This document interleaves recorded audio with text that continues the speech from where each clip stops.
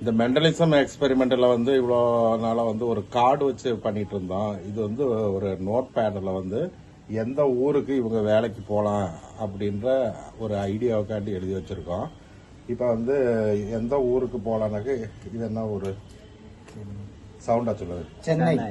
இது சென்னை, இது திருச்சி, திருச்சி, கோவை, கோவை, சேலம், இப்படி வந்து 38 டிஸ்ட்ரிக்ட் தமிழ்நாட்டிலையும் கர்நாடகாவில் இருக்கிற ஒரு 30 டிஸ்ட்ரிக்டும் எழுதியிருக்கேன். இதில் இவங்க வந்து நீங்கள் என்ன பண்ணுறீங்கன்னாக்கா கண்ணை மூடிக்கணும். இல்லை இதை ஓப்பன் பண்ணிட்டு அவர்கிட்ட சொல்லக்கூடாது, கண்ணை மூடிக்கணும்.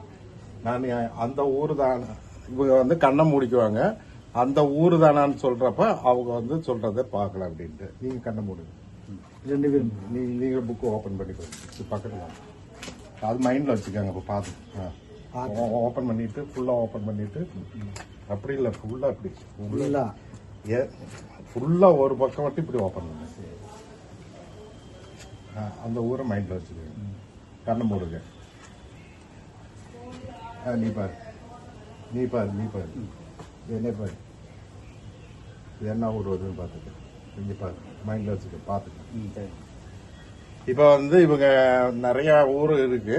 ஆனால் இவங்க வந்து நான் இந்த ஊர் தான் நீங்க பார்த்தேன்னு சொன்னாக்க கை தட்டுங்க.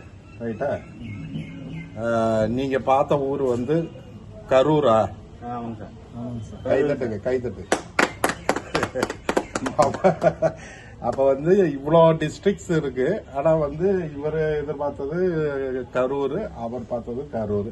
இது ஒரு பேட் ட்ரிக். இதை பத்தி என்ன நினைக்கிறீங்க? எப்படின்னு எங்களுக்கே தெரியல. நாங்கள் பார்த்துக்கலாம்.